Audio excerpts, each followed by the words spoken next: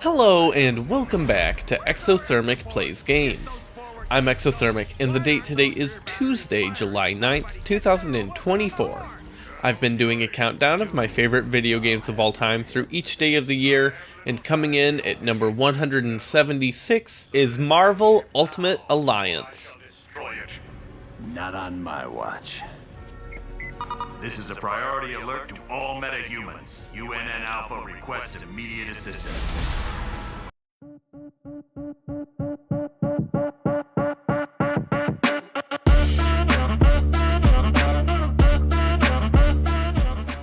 In Marvel Ultimate Alliance, Dr. Doom puts together the Masters of Evil, causing Nick Fury of S.H.I.E.L.D. to assemble a special task force. It's elite, it's exclusive, it's got like 1 million people in it, but it's elite and exclusive.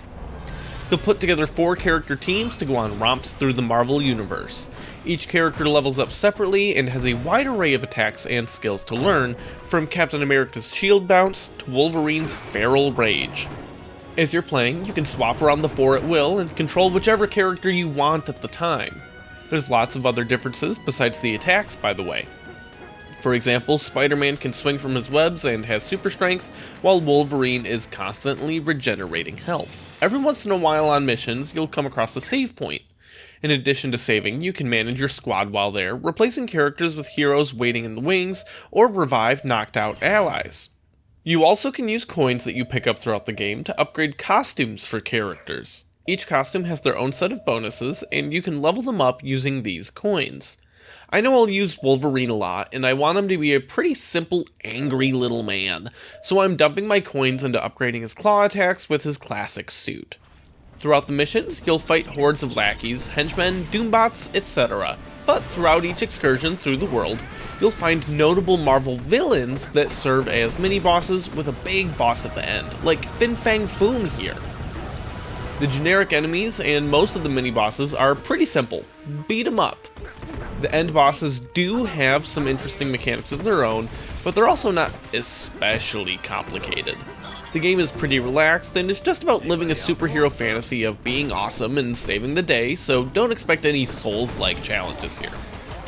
When not on missions, you get to chill at your headquarters, which, depending on where you're at in the story, can be different places. In Act 1, for example, you spend time at Stark Tower, where you can talk to characters you've recruited to the team and the supporting cast. Even if you don't know anything about Marvel Comics, you can learn a lot just by talking to people who are very open with their explanations for everything. If you do know about comics, make sure to check the computer that Vision is at, because you can do a series of trivia questions to earn experience for your team. Stark Tower is fine and fancy and shiny and corporate, and we're moving on. Act 2 is the Sanctum Sanctorum, Dr. Stephen Strange's seat of power as the Sorcerer Supreme. Doctor Strange is, by far, my favorite Marvel character.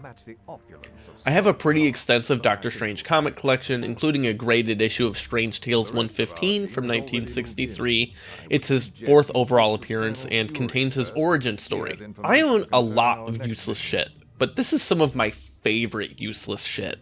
Anyways, Marvel Ultimate Alliance introduced me to Doctor Strange. I had never heard of the character when this game came out in 2006, as I didn't really get into reading comics until I was an adult, and most of my exposure to Marvel at that time had been through films.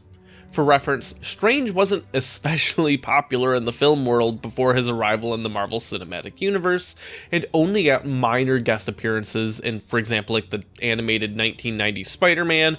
There was a straight-to-TV solo film, but that was back in the 70s, and it's interesting. So, yeah, I wasn't gonna know about him, and I immediately fell in love with not only the character, but also his house.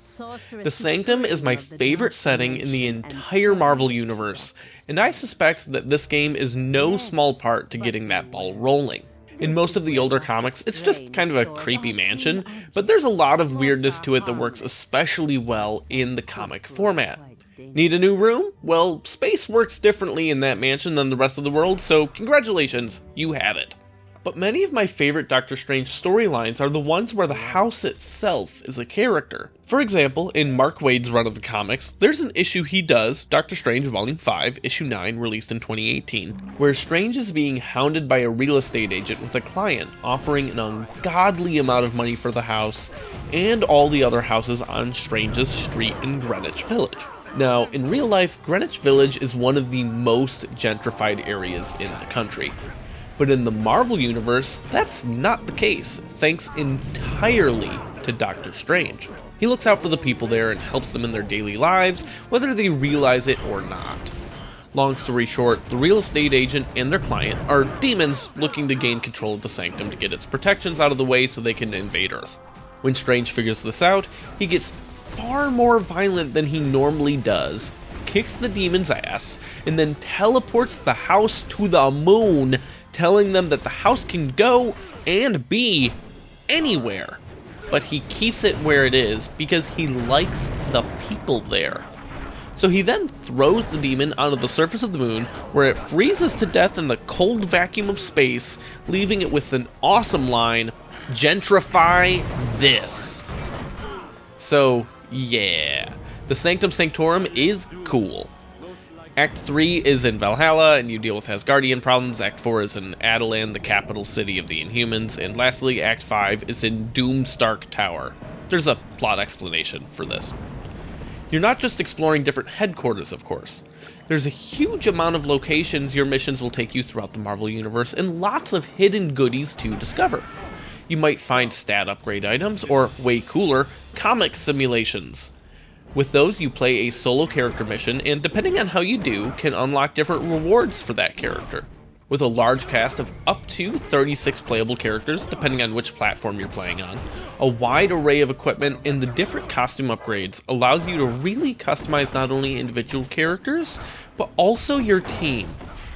Oh yeah, you get to make a team. You can pick from an in-universe team, like the X-Men or Avengers, or you can just make your own custom team, choosing from amongst the roster. As you play with characters on your team, you gain reputation, allowing you to spend points to upgrade them across the board. There's a lot to do and discover in Marvel Ultimate Alliance, and the replayability has me itching to do the deep climb back in now that I picked up a physical copy again. But alas, I don't have the time right now. Join me tomorrow as I talk about my 175th favorite game, where I play a pseudo-sport for maybe freedom.